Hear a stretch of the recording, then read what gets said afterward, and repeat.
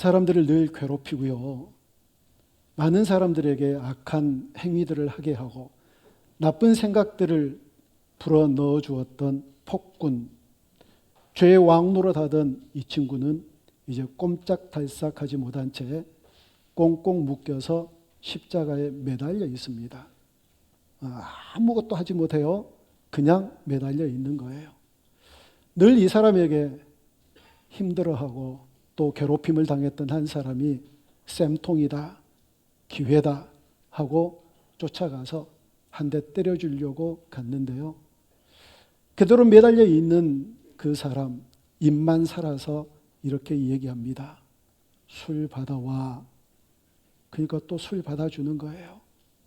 물 떠와. 그러니까 또 물을 떠다 주는 겁니다. 나는 저 사람에게는 안 돼. 아무리 꽁꽁 묶여 있어도 무서워. 그러면서 뒤로 돌아서 집으로 가려고 그러니까 거기서 그러니까 한 발자국도 움직이지 못한 채 땅에 딱 얼어붙어서 벌벌 떨고 있는 그런 어리석은 인생 살지 말라는 거예요. 왜 그렇게 패배의식에 사로잡힐까요? 왜 나는 안 된다라고 그렇게 생각을 할까요? 사람들 가운데서요, 나는 아무리 노력해도 예수님처럼 될 수 없어. 미리 좌절하는 그런 사람들이 있겠지요. 노력 정말 해보았나요? 또 어떤 사람은 내가 아무리 영적으로 충만해도 나는 완전하고 완벽해질 수 없어. 그거 인지 알았나요? 그럼요. 우리는 완벽해지거나 완전해질 수 없거든요. 또 어떤 사람은 성화란 예수님께서 재림하실 때 그때야 반드시 이루어지는 거야. 내게는 성화란 없어 라고 지레 후퇴하고 주저앉아서 어떤 신앙의 성숙도 가져오지 않으려고 하는 미리 포기해버리는 그런 사람들이 우리 가운데 있을 수 있다는 겁니다. 아니잖아요. 아니 왕 노릇하면서 우리를 지배했던 그 사탄은 이미 묶여 있잖아요. 결박당한 채 꼼짝없이 있잖아요. 우리는 자유인이고요. 가서 때려도 되지요. 가서 뭐라고 해도 돼요. 나는 자유인이니까 내가 마음대로 할 수 있는데 그럼에도 불구하고 패배자로 살아가면 안 되잖아요. 하나님께서 우리에게 자유를 주셨기 때문에 그 자유로 날마다 승리하는 삶을 살아가는 저와 여러분들이 꼭 되어줄 수 있기를 주님의 이름으로 축복합니다. 중요한 건 그거라는 거예요. 내가 지금 어떤 존재인가, 나의 신분이 어떠한가를 인식하라는 겁니다. 자기 인식이 있어야 된다는 거예요. 그래서 어거스틴은 이렇게 얘기합니다. 우리가 구원받기 이전에는 죄를 지을 수 있었으나 구원받은 이후에는 죄를 안 지을 수 있게 되었다라고 얘기를 합니다. 무슨 얘기냐면 우리가 실패하고 넘어질 수 있습니다. 우리가 연약하기 때문에 다시 죄 지을 수 있지요. 근데 뭐가 달라졌느냐면 예수님 믿기 이전에는 속수무책으로 그 왕노릇하던 제가 시키는 대로 내 본능이 원하는 대로 인생을 살았다면 예수 믿은 후라면 이제 죄가 유혹을 하고 또 왕노릇 묶여있는 채로 왕노릇 하려고 그러면 아니야, 나는 이미 자유해. 그러면서 십자가의 능력으로 이길 수 있는 그런 위치에 우리가 있다는 거예요. 그 사실을 인식하라는 얘기입니다. 여러분, 그래서요, 오늘은 이제까지 우리가 죄의 종노릇 하면서 죄에 그에게 바쳐졌던 그런 인생을 이제 하나님께로 드리는 그런 인생으로 변화되어야 된다는 메시지를 함께 나누려고 합니다. 자, 먼저 본문 13절을 우리 다시 한번 같이 읽어볼까요? 또한 너희 지체를 불의의 무기로 죄에게 내주지 말고 오직 자신을 죽은 자 가운데서 다시 살리신 자 같이 하나님께 드리며 너희 지체를 의의 무기로 하나님께 드리라. 아멘. 나는 죄에 대해 죽고 하나님의 의에 대해서 살았다라고 하는 것이 자기 인식이라고 한다면 이제 그걸 뛰어넘어서 내가 그런 존재인 것을 알았으니 그런 존재인 것을 인식했으니 더 적극적으로 하나님께 드리는 그런 삶을 살자는 얘기입니다. 여러분, 인간들에게는요 본성적인 욕구가 있습니다. 이 본성적인 욕구는 죄가 왕노릇하면서 우리를 끌고 가는 대로 따라가는 그런 욕구입니다. 그래서 12절에서 우리에게 뭐라고 얘기를 하느냐면, 우리 다시 한번 같이 읽습니다. 그러므로 너희는 죄가 너희 죽을 몸을 지배하지 못하게 하여 몸의 사욕에 순종하지 말고. 아멘. 죄가 우리를 지배하지 못하도록 죄의 말 듣지 말라는 거예요.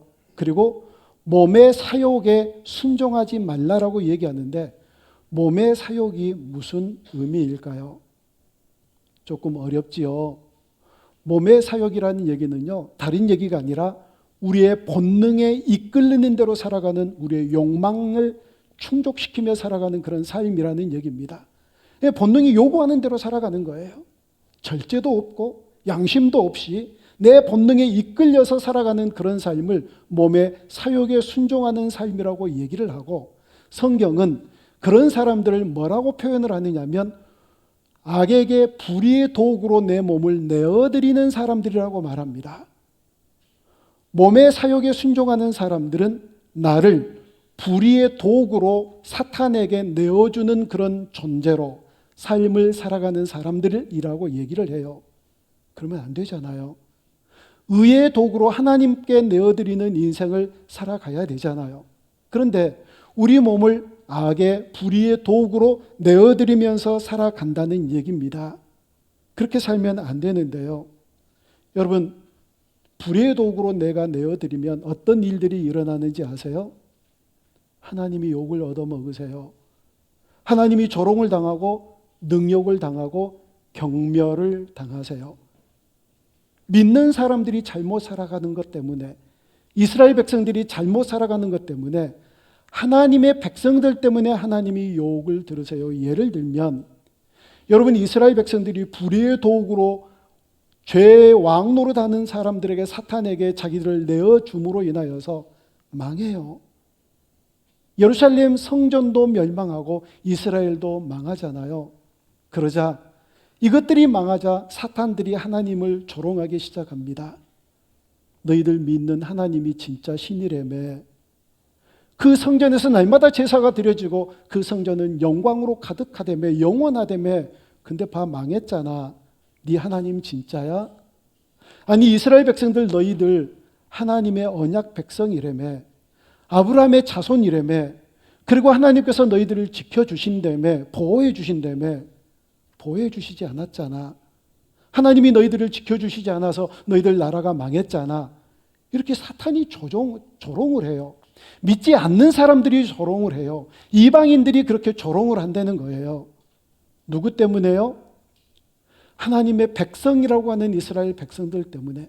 날마다 성전에서 영광의 예배를 올려드린다라고 하는 그 제사를 드리는 사람들 때문에, 하나님과의 언약 백성이고 하나님 아브라함의 자손이라고 일컬어지고 그것 때문에 나는 아무런 문제가 없다라고 생각했던 그런 종교적인 사람들 때문에 하나님께서 조롱을 받고 능욕을 당한다고요. 이거 있으면 안 되잖아요. 어떻게 그들이 불의의 도구가 되어져서 하나님을 조롱당하게 할 수 있나요? 어떻게 믿는 우리들이 불의의 도구로 하나님 죄 앞에 내어드려서 하나님이 능욕당하거나 경멸당하게 하실 수가 있나요? 그럼 안 되잖아요. 이스라엘뿐만인가요? 아니요. 지금 이 시대에도 그래요. 누군가를 향하여서 증오의 마음을 품고 각종 욕짓거리를 쏟아내는 그 자리에 십자가를 매달고 해요. 거기에서 찬송이 울려 나오고요. 정의롭지도 않고 비상식적이고 하나님 나라와는 전혀 상관없는 영적이지 않는 그런 모임에서 할렐루야 찬양을 울려 퍼지게 해요. 그런 일들이 지금 있다고요. 사람들이 비난의 화살을 쏘고 침을 뱉고 경멸을 쏟아내는 그 관역에다가 하나님의 이름을 써붙여요. 믿는 사람들이요. 믿는다고 하는 것 때문에.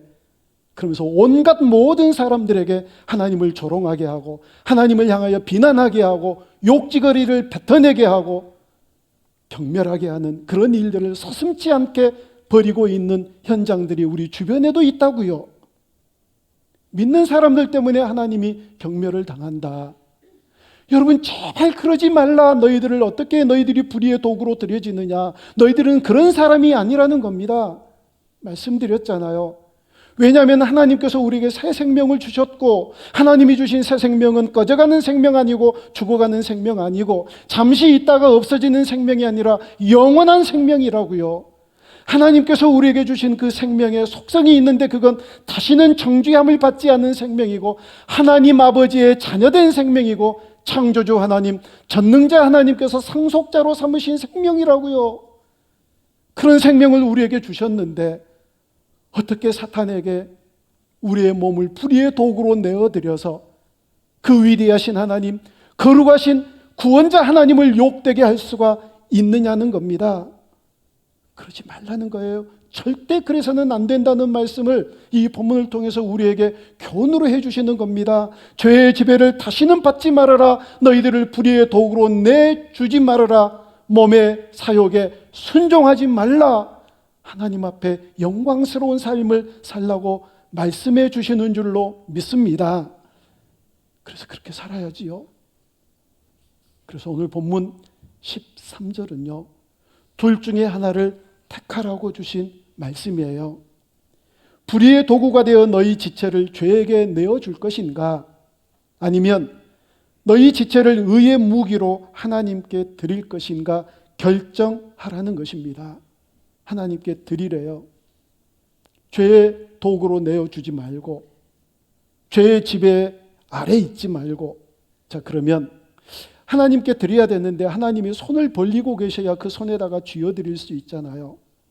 하나님이 두 팔을 벌려야 그 안으로 들어가서 그 팔에 안기면서 주님 나를 도구로 삼아주세요 라고 말씀드릴 수 있는데, 하나님이 도통 보이지를 않는데, 하나님이 어디에 계시는 게 느껴지지 않는데 어떻게 하나님께 드릴 수 있을까요? 귀에 딱지가 붙도록 들어야지요. 누군가가 목마르다 할 때 물 한 컵 갖다 주면 우리 주님께서 그렇게 말씀하신대잖아요. 그때 내가 목말랐는데 물 갖다 줘서 고마워. 누군가가 배고픈 사람이 있는데 그 사람에게 빵을 떼어 나누어 주면 그때 내가 배고팠는데 빵 나에게 줘서 고마워. 그때 내가 헐벗었을 때 정말 옷이 필요했는데 그때 네 옷 벗어서 나에게 입혀줘서 정말 고마워. 그게 하나님께 드리는 거라고요. 그게 하나님께요. 어떤 분들은요, 내가 그렇게 간접적으로 드리는 게 아니라 우리 주님 오시면 직접 드릴 거야 하고 계속해서 보관해 놓으신 것 있으신가요? 지금 드려야 된대요. 바로 지금이요. 이유가 뭔지 아세요? 이사야 선지자가 1장 11절에서 이렇게 말씀하세요. 우리 같이 읽습니다. 여호와께서 말씀하시되 너희의 무수한 재물이 내게 무엇이 유익하뇨? 나는 수량의 번제와 살진 짐승의 기름에 배불렀고 나는 수송아지나 어린 양이나 수렴소의 피를 기뻐하지 아니하노라. 아멘. 그렇게 많은 재물을 하나님 앞에 드렸는데 하나님이 기뻐하시지 않는데요. 11절 그 이후에 계속해서 읽어보면 어떤 얘기들이 있느냐면, 그렇게 드리는 재물 내가 이제부터 가증히 여길 것이다. 너희들이 너무너무 많이 드려서 내가 그걸 매기에 내 짐이 무겁다. 이제 더 이상 가져오지 말라라고 이렇게 말씀하세요. 아니, 하나님이 그렇게 말씀하시면 도대체 어쩌라는 얘기죠? 그렇게 재물을 드리라고 말씀하신 분이 하나님이시잖아요. 그렇게 이렇게 저렇게 상번절을 절기마다 이런저런 죄를 지었을 때마다 이렇게 제물을 드리고 저렇게 제물을 드리고 세세하게 말씀해 주신 분이 하나님이신데 이제 그거 드리지 말라고 그러면 어쩌라고요? 근데 왜 이렇게 말씀하셨는지, 드리라고 말씀하신 하나님이 드리지 말라, 가증히 여긴다, 무겁다, 이제 받지 않겠다라고 말씀하셨으면 이유가 있을 거 아니에요. 이유가. 이사야 11장 17절에서 이유를 이렇게 설명해 주세요. 같이 읽습니다. 선행을 배우며 정의를 구하며 학대받는 자를 도와주며 고아를 위하여 신원하며 과부를 위하여 변호하라 하셨느니라. 아멘. 제가 다시 한번 읽어볼게요. 이게 무슨 얘기냐면 선행을 배우며 정의를 구하며 학대받는 자를 도와주며 고아를 위하여 신원하며 과부를 위하여 변호하라 하였는데 그것도 하지 않으면서 드리는 재물 더 이상 가져오지 마, 이 얘기예요. 왜요? 우리가 하나님을 섬기고 하나님께 제사를 드리고 하나님 앞에 영광으로 올려드리는 게요, 말씀드렸잖아요. 하나님 안 보이잖아요. 그러니까 하나님이 우리에게 이 공동체를 주신 거예요. 너희들에게 하는 것이 바로 나에게 하는 것이다. 여러분 그 성경 구절 아시잖아요. 하나님께 드려야 될 것, 자기 육신의 부모에게 드려야 될 것을 하나님께 드리면 하나님이 기뻐하실 거다. 그렇게 생각하는 사람들이 있었대요. 육신의 부모에게는 안 드리고 하나님께 드리면 하나님이 아이고 잘했다 야, 어떻게 네 육신의 부모보다 나를 그렇게 더 사랑하니? 라고 칭찬해 주실 것 같았는 모양이죠. 하나님이 그렇게 말씀하지 않으세요. 야, 네 눈에 보이는 육신의 부모에게 잘못하면서 어떻게 눈에 보이지 않는 나에게 잘한다고 그러느냐? 그거 전부 다 가짜라고 얘기를 하세요. 그 하나님께 드리는 것은 정말 우리 눈에 보이는 우리 형제들, 우리 공동체에게 하나님께 드리듯 하는 거예요. 섬기듯 섬기라는 얘기입니다. 그래서 하나님께 드려야지요. 그것 하지 않으면서 재물을 가져오니까 무슨 얘기죠? 그렇게 목마른 사람이 있는데 목마른 사람에게 물 갖다 주지 않으니까 예수님께서 나 목마르다라고 그러시는 거예요. 그렇게 배고픈 사람들이 오성거리는데 빵 한 조각 떼어줄 수 있는 그런 여유도 없이 인생을 살아가기 때문에 우리 주님이 배고프시다라고 얘기를 하는 겁니다. 너무 개인주의적이고 이기주의적인 그런 인생을 살다가 우리 주님과 친구하지 않으니까 예수님이 너무 외로우시대요. 너무 소외를 당하셨대요. 왜 너희들은 나를 왕따시키느냐라고 슬퍼하신대요. 그래서 하나님께서 먼저 그들을 향하여 해라. 그들에게 드리는 것이 나에게 드리는 것이다 라고 말씀하세요. 그 세상의 빛이어야지요. 여러분 로마서 12장 1절을 보면 이 모든 말씀의 결론처럼 뭐라고 얘기를 하시느냐면 너희들을 산 제물로 드리라고 얘기하세요. 너무 유명한 성경 구절이잖아요. 그럼 한번 우리 얘기 한번 해보게요. 제물을 드릴 때 죽여서 드린가요? 살려서 드리나요? 다 죽여서 드리잖아요. 그래서 죽여서 드려요. 그런데 그 제물은 나를 대신해서 드리는 거기 때문에 내가 아니라서 완전하지를 않아요. 하나님은 나를 받으시기를 원하세요. 근데 나 대신해서 받은 것을 온전하게 받지 않으셔서 계속해서 또 드리고 또 드리고 또 드리고 해야 돼요. 또 드리지 않으려면 내가 죽어서 드리면 될 일이에요. 근데 그럴 수 없잖아요. 아니 우리 주님께서 이미 나 대신 내 이름표 달고 십자가에 달려 죽으셨잖아요. 산 제물로 드리라는 건 뭐지요? 우리가 그렇게 죽어서 드릴 필요가 없다는 거예요. 지금 살아있는 채로 하나님 앞에 나아가요. 그래서 하나님, 저는 죄인이에요. 저 죽여주세요. 그러면 하나님이 뭐라고 그러시느냐면 아니야. 너 대신 예수님이 죽으셨어. 너는 다시 세상에 나가서 예수님처럼 살아. 이 얘기예요. 예수님, 제가 예수님 앞에서 너무 많은 죄를 지었어요. 저 죽여주세요. 그러면 예수님이 너 대신 내가 죽었어. 너 죽을 필요 없어. 넌 다시 세상에 나가서 나 대신 나처럼 살아. 산 제물이 그 얘기예요. 죽여서 드리는 제물이 아니라 살아서 드렸기 때문에 다시 살아서 세상에서 예수님처럼 살아가는 그런 인생 되어야지요. 여러분 그런 인생 되라고 예수님께서 의의 도구로 하나님께 드리는 그런 복된 인생 되라는 거예요. 더 이상 죄의 종노릇 하지 말아라. 더 이상 죄의 지배를 받지 말아라. 이제 통치자는 죄가 아니라 예수 그리스도시다. 예수님을 주인으로 모셔라. 너희들의 주인은 예수님이고 너희들을 지배하는 분도 예수님이고 너희들을 통치하는 분도 예수 그리스도다. 그분께 모든 인생을 드리라고 말씀하는 거예요. 그렇게 드리실 수 있기를 바랍니다. 드리라고 그러면 갑자기 지갑이 자꾸 생각이 나시나요? 아니요. 하나님 거지 아니세요. 우리가 뭘 드려야 하나님이 하나님의 일을 하실 수 있는 그런 정도의 분이 아니세요. 우리의 마음을 드리는 거예요. 마음을 드리면서 그 마음에 원하는 물질을 드리는 거예요. 하나님이 우리의 것을 착취하면서 기뻐하시는 그런 분이 아니세요. 그래서 하나님께서는 우리에게 100% 드리기를 원하세요. 근데 대부분 사람들은요, 99%를 드리고 1%를 남겨놓고 이건 다 드렸다라고 생각을 해요. 그런데 하나님은 아세요. 그거 드리지 못한 그 1%가 나의 전부라고 하는 사실을 하나님이 아세요. 증거가 있어요. 누가복음 18장을 보면은요, 우리가 잘 아는 대로 부자 관리가 예수님께 나와서 예수님, 나 영생을 얻고 싶어요. 어떻게 하면 영생을 얻을 수 있을까요? 라고 물었을 때 예수님께서 그렇게 말씀하세요. 네가 율법에 행한 대로 명령한 대로 다 행했느냐? 예, 다 행하였어요. 이렇게 저렇게 율법을 다 지켰어요. 라고 얘기했을 때 예수님이 그 부자 관리에게 뭐라고 얘기하는지 아세요? 네가 이제 2가지가 부족하다, 10가지가 부족하다라고 얘기하지 않고 너에게 1가지가 부족하다. 이 얘기는 이 부자 관리가 99%를 다 지켰대요.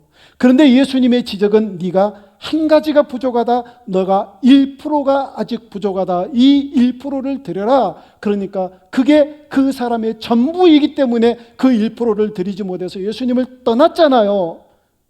아니 99% 드린 사람이 1%가 뭐가 아까워요. 그냥 던져버리면 될 일이지. 그냥 줘버리면 될 일이잖아요.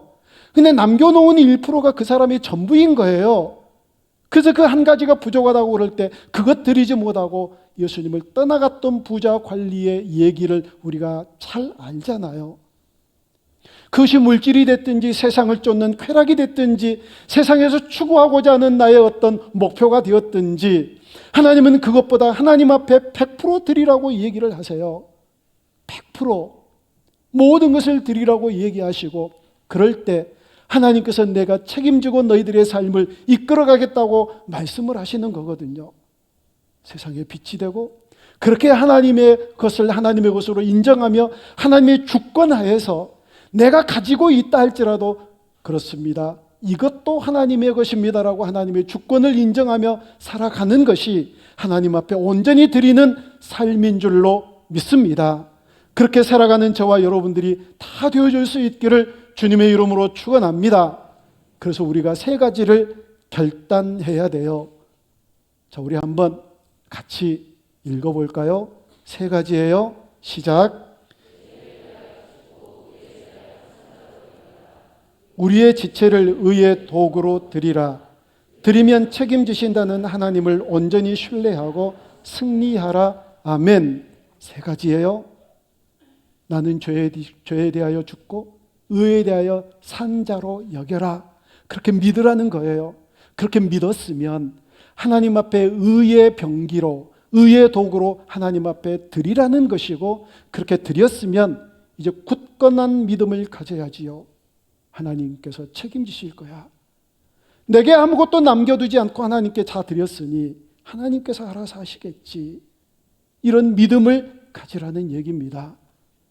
이 믿음, 이 3가지를 반드시 결단하며 나아가는 저와 여러분들이 되어줄 수 있기를 주님의 이름으로 축복합니다. 마지막 이야기입니다. 마태복음 22장을 보면은요, 또 잘 아는 내용의 이야기가 나와요. 바리새인들이 예수님을 함정에 빠뜨리기 위해서 예수님께 나아가서 질문을 합니다. 예수님, 가이사에게 드리는 것이 옳습니까? 하나님께 드리는 것이 옳습니까? 그렇게 묻자 예수님께서 대답을 하기 전에 야, 동전 하나 가지고 와봐라. 그러니까 데나리온 동전 하나를 예수님께 가지고 와요. 그래서 예수님께서 대답을 하기 전에 다시 역으로 질문을 하세요. 야, 이 데나리온에 누구의 형상이 써져 있느냐, 그려져 있느냐? 가이사의 형상이 그려져 있는데요. 그러자 그러면 가이사의 것은 가이사에게 드리고 하나님의 것은 하나님께 드려라 라고 얘기를 하자 그 질문을 했던 바리새인들이 깜짝 놀라서 어떻게 저런 기가 막힌 대답을 할 수 있을까?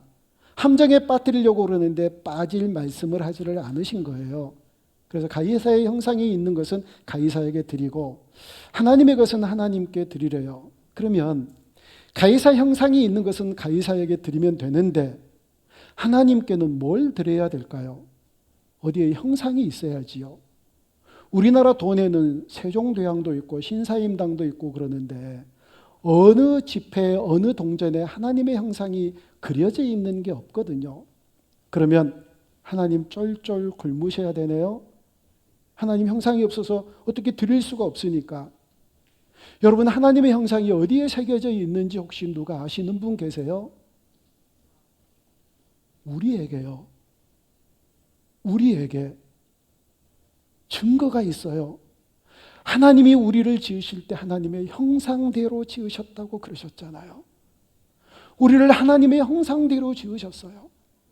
죄로 인하여서 그 형상을 잃어버렸고 다시 예수 그리스도를 믿으면서 하나님의 형상을 되찾아온 사람들이 우리거든요. 무엇으로 하나님께 드릴까요? 하나님의 형상이 새겨진 것으로 드려야지요. 하나님의 형상대로 만든 우리에게 하나님의 형상이 새겨졌으니 우리가 자연히 하나님께 드려지는 게 마땅하지요. 그래서 드리자는 겁니다. 하나님 앞에 드리는 인생, 의의 도구로 사용되어야지 불의의 도구로 사용되어지면 안 되잖아요.